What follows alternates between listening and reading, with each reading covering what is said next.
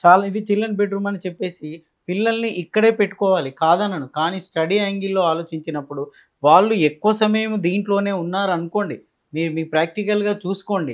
నేను చాలా case studies చూసాను కాబట్టి చెప్తున్నాను స్వామి. పిల్లలు వచ్చేసి ఎక్కువ సమయం ఇక్కడే గడిపారనుకోండి. అప్పుడు ఏమవుతుంది ఇది డిప్రెషన్ జోన్ అండి. పిల్లలు డిప్రెషన్‌లోకి వెళ్ళిపోతారు. వాళ్ళ ఆలోచనలు మారుతూ ఉంటాయి.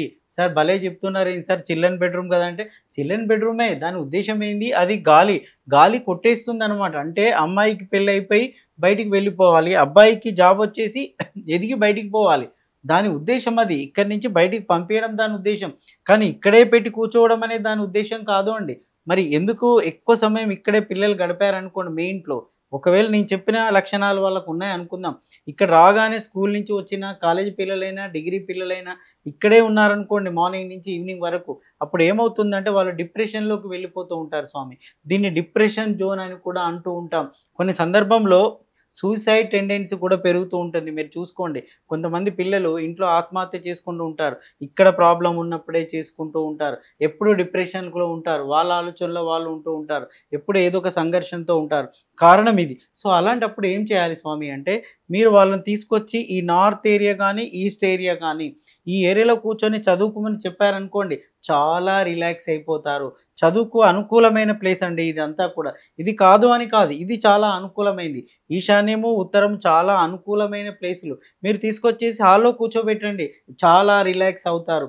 ఇక్కడే కూర్చొని చదువుతూ ఉన్న వాళ్ళని కాస్త తీసుకొచ్చి ఇక్కడ కూర్చోబెట్టండి. లేదా ఎక్కడైనా కూర్చోబెట్టండి. తూర్పు చూస్తూ చదువుకున్నారనుకోండి రిసీవింగ్ ఎక్కువగా ఉంటుంది. సో, ఈశాన్యం కూర్చున్నారనుకోండి ఇంకా రిసీవింగ్ ఉంటుంది. ఉత్తరం ఏరియాలో కూర్చున్నా కూడా వాళ్ళ ఇంటెలిజెన్స్ పెరుగుతూ ఉంటుందండి. సో, మీరు ప్లేస్ ఆఫ్ చేంజ్ చేయండి. Place of change.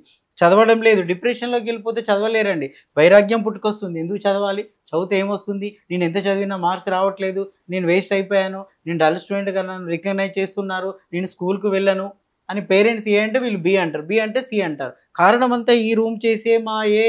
అందుకే ఏం చెప్తున్నాను స్వామి, వాళ్ళని తీసుకొని వచ్చి ఈ హాల్‌లో కూర్చొని చదువుకోమని చెప్పండి. ఈ ఏరియా మొత్తం కూడా వాళ్ళలో మార్పును తీసుకొని వస్తుంది. క్రియేటివిటీని పెంచుతుంది. అంటే ఇది గమనించండి మీరు ఒకసారి మీ పిల్లల్లో సార్ నాకు చాలా కాంప్లెయింట్ చేస్తూ ఉంటారు. పిల్లలు మా మాట వినట్లేదు సార్. వాళ్ళు మేమేం చెప్పినా వినట్లేదు అంటే ఒకసారి చేంజ్ ఆఫ్ ద ప్లేస్. ఇక్కడి నుంచి ఇక్కడికి తీసుకురండి. ఎక్కువ కాలం ఇక్కడ ఉంటే డిప్రెషన్‌లో ఉంటారండి. ఎవరైనా ఉంటారు. ఆ ప్లేస్‌లో నేనున్నా అంతే, మీరున్నా అంతే.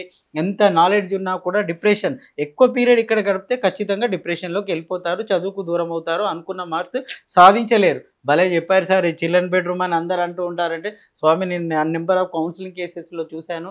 పిల్లల సైకాలజికల్ డిస్టర్బెన్స్ ఏందో స్టడీ చేసి ఉన్నాను.